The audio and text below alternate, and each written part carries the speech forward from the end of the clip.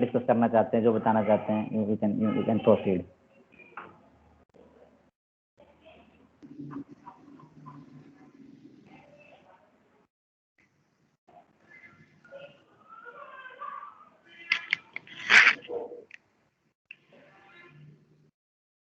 Hello, good morning hello. To all of you sir. Okay okay, कोई दिक्कत तो नहीं? कनेक्टिविटी वगैरह ठीक है? आपको कोई प्रॉब्लम तो नहीं है? अच्छा सर, सब सही है। चलो स्टूडेंट्स, आप लोगों को स्क्रीन विजिबल है? Yes sir. Yes sir. चलो ठीक है बेटा, ठीक है बेटा। Jaiveer, proceed. Okay sir. Morning to all of you. Myself Javid, and today I am representing the most important topic of this chapter, which is Pearson HSAB principle. HSB का मतलब है कि hard soft acid base principle. जैसे अब तक इस chapter में हमने क्या पढ़ा, काफी सारे एसिड बेस प्रिंसिपल पढ़े, जैसे अरेनियस प्रिंसिपल हो गया, ब्रोंस्टेड लोरी कंसेप्ट हो, या फिर लुईस एसिड बेस कंसेप्ट हो गया। इन सभी प्रिंसिपल में हमें जैसे एसिड बेस रिएक्शन के बारे में बताया जाता था कि कैसे प्रोसीड होती है, लेकिन किसी भी प्रिंसिपल में हमें ये नहीं डिस्कस किया गया कि कौन सा कंपाउंड ज़्यादा स्टेबल होगा जो एसिड बेस से बनेगा। सो पियर्सन ने यही किया। इन 1963 Pearson has proposed this simple rule for predicting the stability of compound form from acid and bases. Means जो पियर्सन था, उन्होंने 1963 में ये बताया कि कौन सा कंपाउंड जो एसिड बेस रिएक्शन से बनेगा, कितना स्टेबल होगा, कौन सा हाईली स्टेबल है, कौन सा लेस स्टेबल है। Which state that hard acids prefer to bond to hard bases and soft acid prefer to bond to soft base. Means जो हार्ड एसिड हो गए हमारे पास, वो सिर्फ हार्ड बेस के साथ ही बॉन्ड बनाना पसंद करेंगे। मतलब जो कंपाउंड बनेगा हमारे पास हार्ड बेस और हार्ड एसिड के रिएक्शन से, वो हाईली स्टेबल होगा। और जो सॉफ्ट बेस होंगे वो सॉफ्ट एसिड्स के साथ बॉन्ड बनाना प्रेफर करेंगे। सो हमें इस प्रिंसिपल की एप्लीकेशंस पढ़ने से पहले ये पता होना चाहिए कि हार्ड एसिड्स कौन से होते हैं, सॉफ्ट एसिड या फिर हार्ड बेस और एसिड्स कौन से होते हैं, क्योंकि इनके बिना हम समझ ही नहीं पाएंगे कि प्रिंसिपल में क्या कहा गया था, क्या इसकी एप्लीकेशन थी। सो आई होप आप इसको अच्छे से समझेंगे, क्योंकि ये एक ऐसा टॉपिक है जो हर ईयर, मतलब हर साल रिपीट होता है। मैंने देखे लास्ट ईयर के पेपर 19, 18, 17, 16 हर बारी रिपीट हो रहा है। So, in 1963, Pearson classified the metal science into two classes as hard acids and soft acids. Hard acid में उन्होंने क्या क्या इंक्लूड किया? The metals ions of alkali metals, alkaline earth metals, light transition metals with higher oxidation states and hydrogen, and also the H positive ions are classified as hard acids. मतलब जो alkali metals होते हैं, alkaline earth metals हैं, light transition metals, all these are included in hard acids. And according to Pearson soft acids में क्या क्या था? The metal science of heavier transition metals, जो सेकंड और थर्ड रो के ट्रांजिशन मेटल्स होते हैं, और the ions of lower oxidation states. ये सब जो आयंस थे ये सॉफ्ट एसिड्स में इंक्लूडेड थे। अब आगे इनके कुछ एग्जांपल्स हैं। Classification of Lewis acids as hard and soft acids. जैसे आप देखिए हार्ड एसिड्स में H positive ions, lithium positive, sodium positive ion and potassium positive ion, Be2 positive, Mg2 positive ions, ऐसे सब एक्सेट्रा काफ़ी कुछ इंक्लूड था हार्ड एसिड्स में। और सॉफ्ट एसिड में ऐसे ही जैसे कॉपर पॉजिटिव हो गया, Ag पॉजिटिव, Au पॉजिटिव हो गया, Hg पॉजिटिव, ऐसे ही सब कुछ एग्जांपल्स हैं। आप इनको देख सकते हैं। अभी आगे हम इन सब का यूज भी करेंगे अपने कंसेप्ट में। अब पियर्सन ने इनकी कुछ करेक्टरिस्टिक्स भी बताई थी कि जो हार्ड एसिड्स होते हैं वो क्या क्या करेक्टरिस्टिक्स शो करेंगे। So firstly we have the hard acids are cations with small size. Means उनका जो साइज होगा वो काफ़ी स्मॉल होगा। Secondly the hard acids are cations of higher oxidation states. उनकी ऑक्सीडेशन स्टेट्स भी हाई होगी। Third one, the hard acids do not possess large number of valence electrons. उनके पास ज़्यादा वैलेंस इलेक्ट्रॉन नहीं होंगे, इसी वजह से उनको ज़्यादा डिस्टॉर्टेड और रिमूव नहीं किया जा सकता। Fourth one is this ions can not be easily polarize, और वो इजिली पोलराइजेबल ही नहीं थे। अब आगे कुछ सॉफ्ट एसिड्स की कैरेक्टरिस्टिक्स है। इसमें लगभग उसका अपोजिट ही है, जो हार्ड एसिड्स में था वो उसका अपोजिट सॉफ्ट एसिड्स में है। जैसे हार्ड में साइज स्मॉल होता था कटायन का, सॉफ्ट में साइज लार्जर है। और second one is the cations have usually zero और लो ऑक्सीडेशन स्टेट्स, उनके ऑक्सीजन स्टेट्स भी जीरो होगी या फिर लो होती है। और third one is the soft acids have larger number of valence electrons and therefore their after electrons will be easily remove. अगर इनके पास इलेक्ट्रॉन्स ज़्यादा होंगे तो जनरली सी बात है कि उनको रिमूव करना और डिस्टोर्टेड करना भी इजली हो जाएगा। और fourth one is this ions can be easily polarize, वो पोलराइज भी इजी हो जाएंगे। अब एसिड्स के बाद आता है बेसिस। तो पियर्सन ने 1963 में बेसिस को भी क्लासिफाई किया था, लिगेंड्स को बेसिस के टाइम में क्लासिफाई किया था। First one is hard base. तो हार्ड बेस वो होगा जो हार्ड एसिड्स के साथ इजीली रिएक्शन कर जाएगा, मतलब जो प्रेफर करेगा उसके साथ रिएक्शन करना। The ligands which prefer to form more stable complex with hard acids are classified as hard bases. These ligands contains molecules which generally have O, N and F donor atoms. So बस वही बात कही गई है कि जो hard acids के साथ बॉन्ड बनाना पसंद करेगा वो हार्ड बेस की कैटेगरी में आता है, उसके पास generally O, N and F donor atoms होते हैं। और second one is soft acids. इसमें वही है, the ligands which prefer to more stable complex with soft acids are classified as soft bases.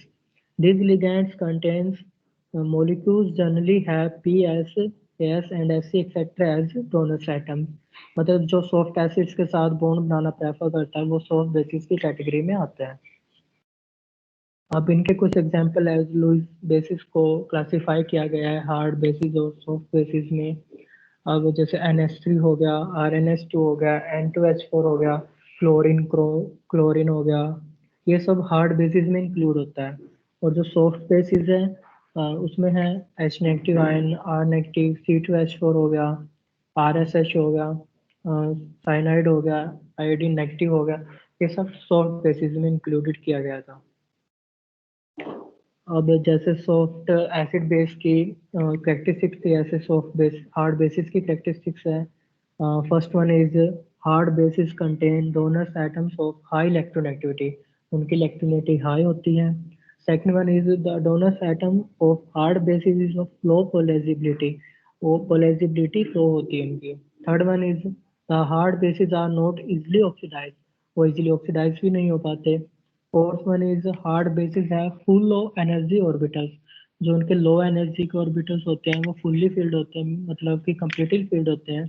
And four fifth one is hard, all hard bases strongly link to the proton, वो proton के साथ highly linked होते हैं अच्छे से। सो मतलब ये था कि वो हाईली इलेक्ट्रोनेगेटिव होंगे, उनकी लो पोलराइजेबिलिटी होगी, इजिली ऑक्सीडाइज होगा, और लो जो लो एनर्जी ऑर्बिटल्स होंगे वो फुल्ली फिल्ड होंगे।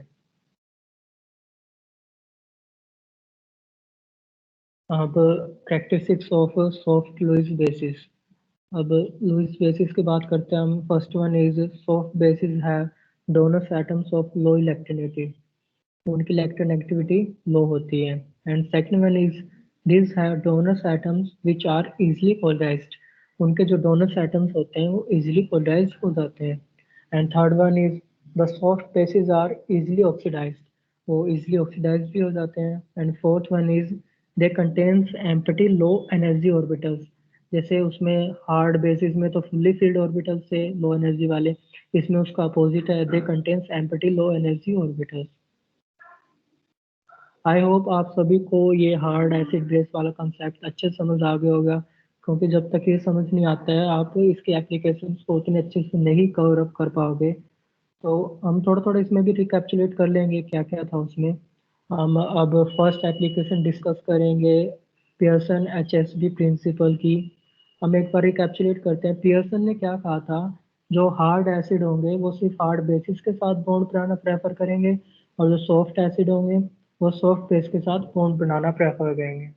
And Number one application of HSB principle is the stability of complexes. आपके सामने एक रिएक्शन दी गई है जो जनरल रिएक्शन है, जैसे ए हमारा एसिड है और बी एक बेस है जो परफॉर्म कर रहे हैं, जो रिएक्शन करके ए बी एक कॉम्प्लेक्स बनाते हैं। जो कॉम्प्लेक्स है इसकी स्टेबिलिटी इस बात पे डिपेंड करेगी कि जो ए और बी जो हमारे एसिड और बेस दिए गए हैं वो दोनों हार्ड है या दोनों सॉफ्ट है। अगर वो दोनों हार्ड और दोनों सॉफ्ट हैं तो उसका जो कॉम्प्लेक्स बनेगा ए बी कॉम्प्लेक्स वो हाईली स्टेबल होगा, क्योंकि पियर्सन के अकॉर्डिंग जो हार्ड बेस अगर दोनों सॉफ्ट या हार्ड है तो स्टेबल होता है कॉम्प्लेक्स। अगर उन दोनों में से कोई एक भी सॉफ्ट है या फिर एक हार्ड है तो जो कॉम्प्लेक्स परफॉर्म होगा वो हाईली अनस्टेबल होगा। जैसे the complex A B would be more stable if A and B are either both hard or both soft. On the other hand, the complex would be least stable if A and B is soft. अब आगे कुछ एक इसका example है। एजी positive ion एक soft acid है और 2 आई negative ion एक सॉफ्ट बेस है। तो दोनों सॉफ्ट है तो इनकी जो रिएक्शन से जो प्रोडक्ट मिलेगा हमें AgI2 नेगेटिव आयन वो स्टेबल होगा, क्योंकि दोनों सॉफ्ट एसिड एंड बेसिस हैं।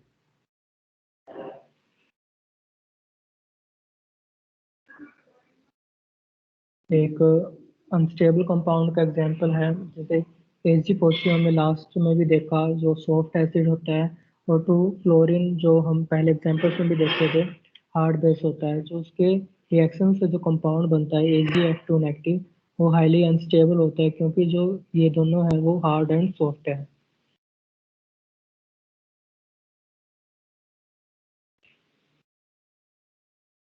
अब आगे एक मिक्सचर वाली रिएक्शन दी गई है, जैसे lithium iodide plus caesium fluoride है। ये दोनों लिथियम हार्ड है और आयोडीन सॉफ्ट है, सीजियम सॉफ्ट है, फ्लोरीन हार्ड है।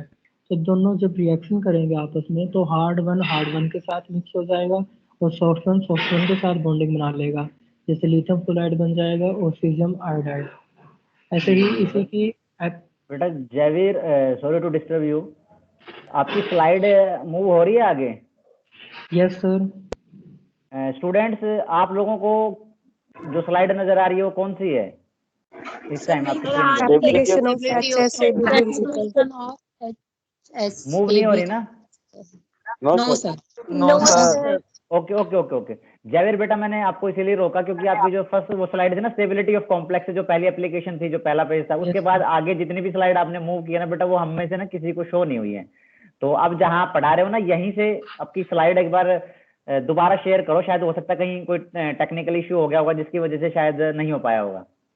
ठीक है, पीछे जाने की जरूरत नहीं है। आप जहां से पढ़ा रहे हो बस एक बार क्या करो, इससे दोबारा इसको शेयर वाला बंद करके दोबारा शेयर कर दो इसको एक बार, ठीक है? ताकि शायद कोई प्रॉब्लम आ गई होगी तो वो, क्योंकि वो आप बोल रहे हो ना वो चीज मैच नहीं हो रही थी। मैंने 2 मिनट इसीलिए वेट किया, मैंने कहा और उससे पूछते हैं फिर, ताकि क्योंकि वो फिर आपकी ना इफेक्टिव नहीं हो पाएगी वो चीज। अब करके देखो बेटा।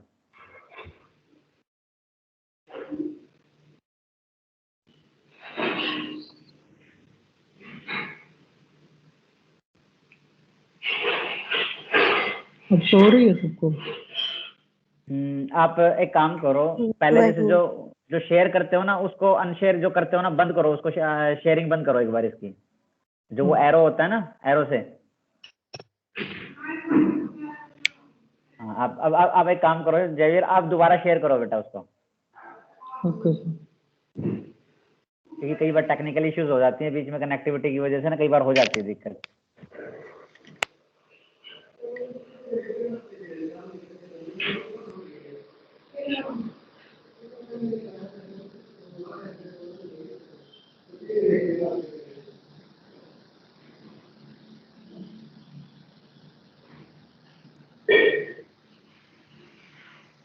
स्टार्टिंग से चला के वहां तक आता हूँ सर, 1 मिनट। कोई दिक्कत नहीं है, जैसा आपको ठीक लगे बेटा, कोई दिक्कत नहीं है जयवीर।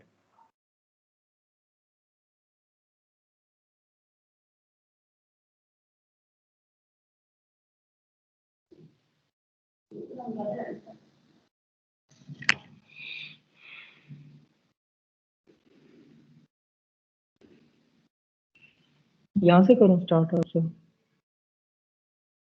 नहीं नहीं, कौन सी स्लाइड? हमारे पास तो क्लासिफिकेशन ऑफ लिगेंड्स नजर आ रहा है बेटा, हार्ड बेस सॉफ्ट बेस।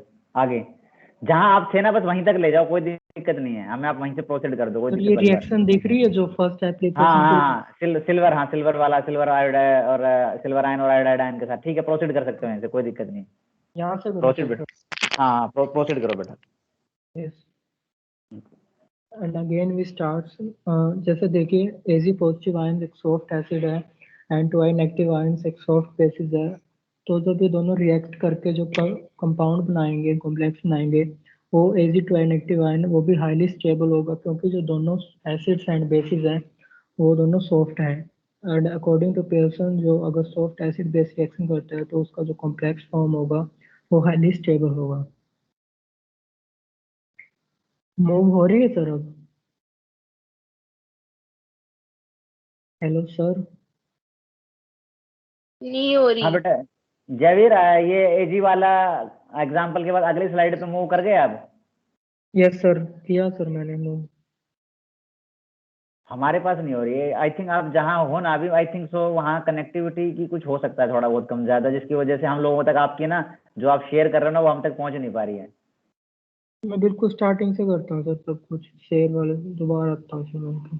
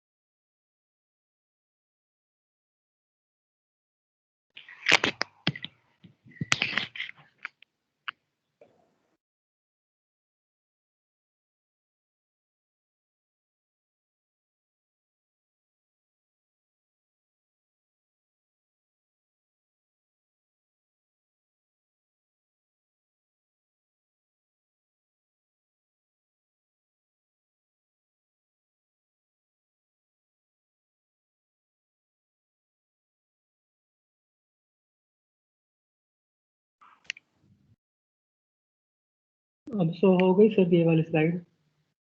हाँ अब फ्लोराइड वाला आ गया है, सिल्वर के साथ फ्लोराइड आयन की जो आप रिएक्शन दिखा रहे हो ना बेटा वो आ गई है हमारे पास। यस यू कैन प्रोसीड बेटा। देखिए जैसे अब आगे हमारा सेकंड एग्जांपल है एजी पॉजिटिव एंड ट्वेफ नेगेटिव है। जो एजी पॉजिटिव वो एक सॉफ्ट एसिड है और फ्लोरीन है वो एक हार्ड बेस है। क्योंकि दोनों रिएक्ट करके जो कॉम्प्लेक्स बनाएंगे AgF2 नेगेटिव वो हाईली अनस्टेबल होगा बिकॉज ऑफ, क्योंकि जो सॉफ्ट एजी पॉजिटिव एंड ट्वेफ नेगेटिव है वो दोनों एक सॉफ्ट है और एक हार्ड है।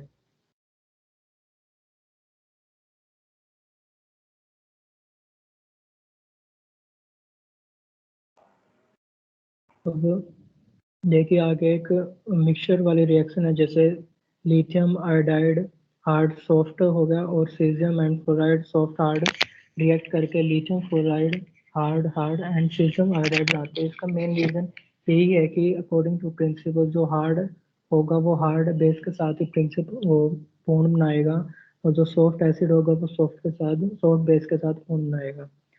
अब आगे एक एग्जांपल दिया गया है स्टेबल कॉम्प्लेक्स का, जैसे कोबाल्ट हो तो कॉम्प्लेक्स के फॉर्मेशन में क्या होता है, जैसे लिगेंड्स जो मेटल आयन के साथ कोऑर्डिनेट करते हैं डिफरेंट टाइप्स के, जैसे साइनाइड और आयोडीन है, ये दोनों हार्ड लिगेंड्स हैं। अगर कॉम्प्लेक्स में क्या होता है, अगर दोनों के दो हार्ड लिगेंड्स होते हैं तो जो कॉम्प्लेक्स फॉर्म होगा वो हाईली स्टेबल होगा। अगर दोनों में से एक हार्ड है और एक सॉफ्ट है तो वो अनस्टेबल कॉम्प्लेक्स परफॉर्म करेंगे। जैसे फर्स्ट एग्जांपल में देखिए COCN5I3 नेगेटिव है, ये हाईली स्टेबल है because of CN and I both are hard ligands. And second one में देखिए cobalt CN5F fluorine 2 negative unstable complex है because of CN is hard ligands and fluorine is soft ligands. Okay, Slide. Javid, can Yes, I ask you a question? yes, you can. How can we wait a differentiate wait wait between? wait wait a minute बेटा, wait a minute बेटा। Okay, sir. आप क्या करो, question को write down कर लो, ठीक है? Question को राइट डाउन कर लो, जैसे ही जेवियर की प्रेजेंटेशन खत्म होएगी ना, we will interact with Xavier. Okay बेटा? Okay, sir. Okay, don't worry, we will discuss, definitely we will discuss, okay, but later on, Javier beta, you can proceed. Yes, yes. Okay And beta. second one property is according to Pearson principle, predictions of coordination in complex of ambident ligands. जैसे ambient ligands आप सभी को पता ही है, वो होते हैं जिनके पास मोर देन वन एटम होता है जिसके साथ वो कोऑर्डिनेट कर सकते हैं मेटल आयन के साथ। फॉर एग्जांपल हम जैसे फर्स्ट एग्जांपल में देखिए, पैलेडियम SCN4 2 नेगेटिव दिया गया है। इसमें जो पैलेडियम के साथ है जो SCN को एम्बिडेंट लिगेंड है वो थ्रू एस एटम के साथ कोऑर्डिनेट किया गया because of palladium 2 positive is soft acid, so it prefer to coordinate through softer S atom. तो इसकी वजह यही रही कि जो एस एटम है वो भी सॉफ्ट है और पैलेडियम 2 है वो is soft acid. And second one example में देखिए जो कोबाल्ट के साथ है वो FCN थ्रू एन एटम के कोऑर्डिनेट किया गया है, जिस cobalt 2 positive is hard acid, so it's prefer to coordinate through harder an atom.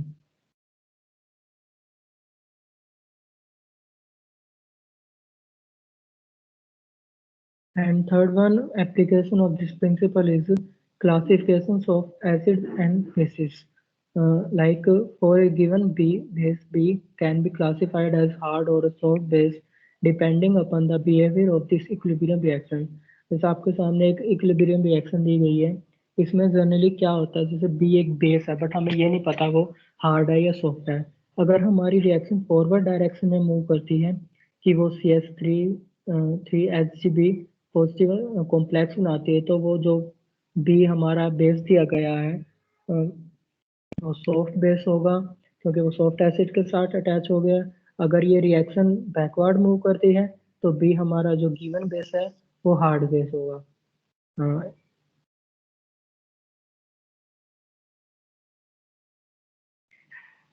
ये एक फॉरवर्ड रिएक्शन का एग्जांपल है, जैसे R2SH एक सॉफ्ट बेस है और CH3Hg पॉजिटिव एक सॉफ्ट एसिड रिएक्ट करके CH3Hg पॉजिटिव SR2 कॉम्प्लेक्स बनाता है, कंपाउंड बनाता है सॉफ्ट एसिड सॉफ्ट बेस का।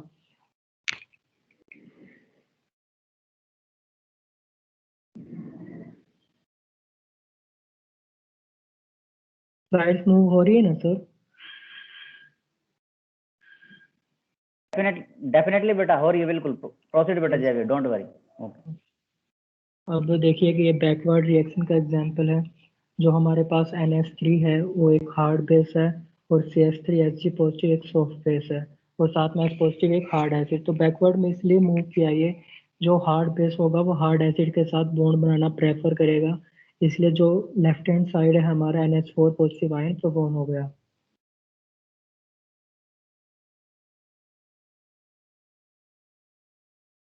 Fourth one, proper application of this principle is occurrence of ores and minerals.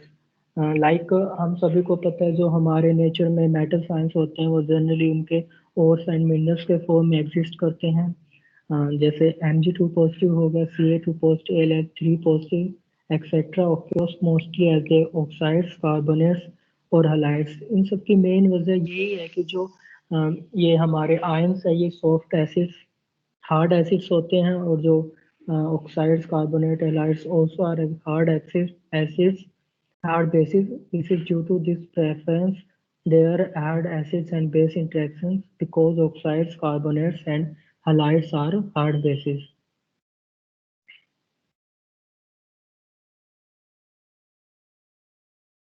अब आगे देखिए जैसे Cu positive, Ag positive, Pb2 positive etcetera occur as their sulphides. अब इनका सल्फाइड्स में क्यों मिलते हैं, इसकी मेन वजह यही है कि जैसे ये दोनों सॉफ्ट हैं, मतलब ये सभी आयंस मेटल आयन सॉफ्ट है और जो सल्फाइड है वो भी सॉफ्ट आयन होता है, इसलिए ये दोनों इंटरेक्ट करके एक दूसरे के साथ एक सॉफ्ट कॉम्प्लेक्स बनाएंगे स्टेबल, जो हाईली स्टेबल होगा।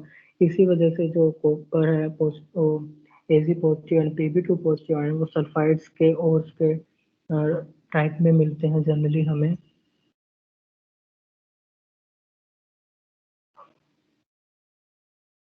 And the fifth one and the last one properties of no application of this principle is poisoning of metal catalyst. Metal catalysts like nickel, platinum, palladium, and molybdenum soft acids are easily poisoned by substance like carbon monoxide, unsaturated hydrocarbons, and arsenic containing ligands due to soft acids and soft bases interactions. Generally देखिए जैसे निकल हो गया, मान लीजिए इन्होंने unsaturated hydrocarbon के साथ इंटरेक्ट कर लिया, तो वो एक ऐसा कॉम्प्लेक्स बनाएंगे जिससे कि कैटलिस्ट की जो कैटालिटिक पावर है वो खत्म हो जाएगी और एक एज पॉइजनिंग काम करेगा. This ligands are strongly absorbed on the surface of metals and thus block the active sites. तो मेन रीजन वही होगा कि जो लिगेंड्स होंगे वो एक्टिव साइट्स पे एब्जॉर्ब हो जाएंगे कैटलिस्ट के, और वो एज ए कैटलिस्ट काम नहीं कर पाएगा और वो एज ए पॉइजनिंग ही काम कर पाएगा. आई होप आप सभी को समझ आया होगा. Thank you to all of you. Have a nice day. Thank you very much बेटा जयवीर.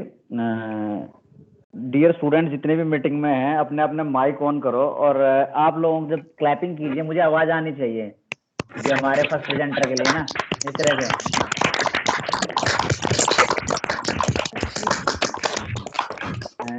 ये क्लैपिंग जयवीर के लिए भी है और हम सब आपस में भी सभी के लिए है. बस अनम्यूट कर दो, अनम्यूट कर लो, बस इट्स ओके, अनम्यूट कर लो. अनम्यूट कर लो बेटा, अनम्यूट कर लो अपने आप को. अब जिसकी कुछ क्वेरी है, जो पूछना चाहते हैं जयवीर से regarding this presentation, you can ask, anybody can ask. अभी पूछा था एक गुड़िया ने, वो पूछिए जो भी आप पूछना चाहते हैं क्वेश्चन, जो भी आप. How can we differentiate between hard acid and soft acid? Okay Jayveer, question सुनिए बेटा हिमानी का और आप इनको एक्सप्लेन कीजिए. Yes we can. जैसे मैंने आपको पहले इसकी कैरेक्टरिस्टिक्स के बारे में बताया था. जैसे मान लिया हम एग्जांपल लेते हैं, जैसे कॉपर पॉजिटिव हो गया, वो एक सॉफ्ट एसिड की कैटेगरी में आता है. तो इसका मेन रीजन वही था कि इसकी जो कटायन है, इसका साइज होता है जो लार्ज होता है, सॉफ्ट एसिड्स में इसलिए आया है. और जो कटायन है यूजली लो ऑक्सीडेस, इसके ऑक्सीडेसिव देखिए आप +1 ही है. और अब हम इसी में हार्ड एसिड का अगर एग्जांपल लेंगे, कोई भी क्रोमियम 3 पॉजिटिव लिया हमें, क्रोमियम का जो साइज होगा वो स्मॉल साइज होगा और 3 पॉजिटिव आयन है, मतलब कि ऑक्सीडेशन स्टेट उसकी हाई है. यानी कि आप अगर इसकी कैरेक्टरिस्टिक्स को अकॉर्डिंग देखें ना, तो उस हिसाब से हम इसमें डिफरेंशिएट कर सकते हैं कि कौन सा हार्ड बेस है, कौन सा सॉफ्ट एसिड है. तो बेसिकली पॉजिटिव चार्ज वाला है और नहीं, आप जो जैसे साइज बड़ा है. जैसे मैंने आपको 3-4 जो इसकी कैरेक्टरिस्टिक्स बताई है उसी हिसाब से डिफरेंशिएट कर सकते हैं. जैसे अगर हार्ड एसिड है वो, तो उसका साइज भी स्मॉल होना चाहिए, उसकी ऑक्सीडेशन हायर ऑक्सीडेशन स्टेट का होना चाहिए वो, और उसके larger number of valence electrons मतलब नहीं होने चाहिए. तो ये सब जो कैरेक्टरिस्टिक्स है उसी के अकॉर्डिंग हम डिफरेंशिएट कर पाएंगे कि वो हार्ड होगा या सॉफ्ट होगा. Okay, got it. Thank you. और किसी स्टूडेंट को बेटा कोई क्वेरी सर, हो किसी की भी? हाँ बोलो बेटा.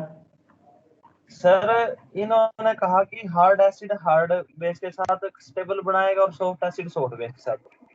तो सर मैं 2 कॉम्प्लेक्स ले रहा हूँ.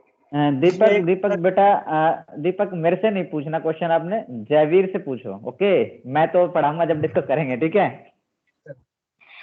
जी सर. ओके बेटा पूछो, तो प्रोसीड. सर 2 कॉम्प्लेक्स लिए हैं सर मैंने. एक कॉम्प्लेक्स बना है हार्ड एसिड हार्ड बेस से और एक कॉम्प्लेक्स बना है सॉफ्ट एसिड सॉफ्ट बेस से. तो उनकी स्टेबिलिटी में मतलब दोनों के कंपैरिजन में कौन सा ज्यादा स्टेबल होगा, हार्ड एसिड हार्ड बेस वाला या सॉफ्ट एसिड सॉफ्ट बेस वाला? दोनों ही हाईली स्टेबल होंगे. देखिए इसमें जो ये प्रिंसिपल था, इसके बाद कुछ पोर्शन रहता है इसका theoretical basis of hardness and softness का कुछ रहता है. तो उसमें ये बताया जाएगा कि हमें कि कौन सा ज़्यादा सॉफ्ट है, बिल्कुल मतलब कितनी स्ट्रेंथ है सॉफ्टनेस की और कितने हार्डनेस की स्ट्रेंथ है. अगर दोनों बिल्कुल मैच कर जाते हैं कि उनकी सॉफ्टनेस और हार्डनेस बिल्कुल सेम है, तो वो हाईली स्टेबल हो जाएगा. अगर मतलब थोड़ा डिफरेंस है कि एक थोड़ा ज़्यादा स्टेबल मतलब सॉफ्ट है, एक थोड़ा कम हार्ड है, मतलब सॉफ्ट है, तो उसकी स्टेबिलिटी इसी बात पे डिपेंड करेगी। गॉट इट या दोबारा बताओ? दो कॉम्प्लेक्स लिया मैंने, दोनों ही बहुत ज्यादा हार्ड हैं और दोनों ही बहुत ज्यादा सॉफ्ट हैं, तो उनकी नहीं, स्टेबिलिटी आपको ये कैसे तो नहीं पता ना करेंगे? कि दोनों की एग्जैक्ट स्ट्रेंथ कितनी है, मतलब कि दोनों कितना सॉफ्ट है। जो आपने मान लिया एसिड लिया है, वो तो ये नहीं पता ना कितना सॉफ्ट है, और जो सॉफ्ट बेस लिया है, मतलब थोड़ा बहुत अगर ऊपर पता हो नीचे तो वो हम आगे बताएंगे, तो उस हिसाब से हम डिफ्रेंशिएट कर पाएंगे ना। दीपक बेटा, आपने जो दो एग्जाम्पल लिए हैं, आप ये बताइए, आप हार्ड कह रहे हो, क्या कह रहे हो? जो कॉम्बिनेशन हो रहा है एसिड और बेस का कॉम्बिनेशन, दोनों हार्ड हार्ड बता रहे हो या सॉफ्ट सॉफ्ट कहना चाह रहे हो? सर दो कॉम्प्लेक्स लिए हैं सर, एक कॉम्प्लेक्स तो हार्ड, दोनों हार्ड के हैं देखो सर, बेटा, hard acid hard wait a base. Minute, हाँ, ये इस तरह से बोलो कि जो आपने कॉम्प्लेक्स लिया है उसमें एक साइड हार्ड है, एक बेस है, एसिड बेस की जो आप कॉम्बिनेशन की बात करते हो, है ना, कि हार्ड एसिड है, हार्ड बेस है, सॉफ्ट एसिड है, सॉफ्ट बेस है, इस तरह से बताओ। जर्नली दो कॉम्प्लेक्स, जर्नल में वर्ड यूज करो। अब बताओ। ये सर मैं समझ गया ये क्या यही कहना है चाह सर रहा है, कि ये बात तो मैं नहीं, वो फिर समझ यही तो कहा गए था। ना बेटा जयवीर, लेकिन हम लोग जब बोल रहे हैं तो हमें क्लियर सामने वाले का आंसर उसी हिसाब से होना चाहिए ना हमें। जर्नली दीपक बोल तो रहा है, उसका क्वेश्चन तो हम समझ गए, लेकिन सामने वाले को पता होना चाहिए कि वो चीज ये इस तरह से है।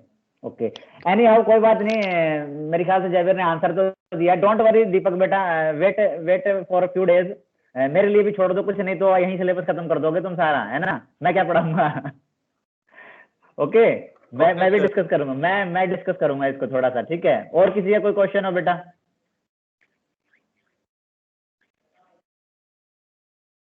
चलिए देखिए बेटा, जिस भी जो प्रेजेंटर दे रहा है, नो डाउट वो अपनी जितना उसकी प्रिपरेशन होती है उसके हिसाब से देता है, तो क्वेश्चन आप कर सकते हैं ना, तो क्वेश्चन करने वाला ये समझे कि भाई मुझे क्वेश्चन करना है या नहीं करना ना, डोंट वरी। और क्वेश्चन जिस कोई कर भी रहा है तो प्रेजेंटर भी ये ना समझे मेरे से क्यों क्वेश्चन पूछ लिया, क्योंकि देखो बेटा यही एक पार्ट है हम जो लोगों को सीखने का। क्वेश्चन कर रहे हैं तो भी अच्छा, नहीं कर रहे तो भी अच्छा, बाकी कोशिश होना चाहिए कि अगर हम कर भी रहे हैं तो कुछ क्वेश्चन को हम रख लेंगे, फिर डिस्कस भी कर लेंगे बाद में, बट ये एक पॉजिटिव चीज है। और सबसे बड़ी चीज है कि जयवीर ने जैसे मुझे बताया कि उसने ये पीपीटी ने मोबाइल पे ही बनाई है, जर्नली लैपटॉप वगैरह पे थोड़ा इजी होता है बनाना, जिनको आता है काम, मोबाइल पे बड़ा मुश्किल होता है थोड़ा सा कर पाना, जो जर्नली नहीं करते हैं। और उन्होंने जो मुझे और बताया कि वो सर पहली बार की सर मैं ट्राई कर रहा हूँ, ये बना रहा हूँ, तो अब पहली बार ट्राई करने में फिर भी आप इतना अच्छा कर पा रहे हो तो बहुत बढ़िया है, बहुत अच्छी चीज है इस चीज के लिए। और मैं औरों से भी चाहता हूँ कि और भी अच्छे से कोशिश कीजिए, कोई दिक्कत है, कुछ क्वेरी है तो डेफिनेटली वी विल डिस्कस, ठीक है? Again thank you very much बेटा Jaivir, thanks for your presentation. और थैंक यू सर। ओके बेटा, next presenter Gurjeet, are you ready बेटा? Yes sir.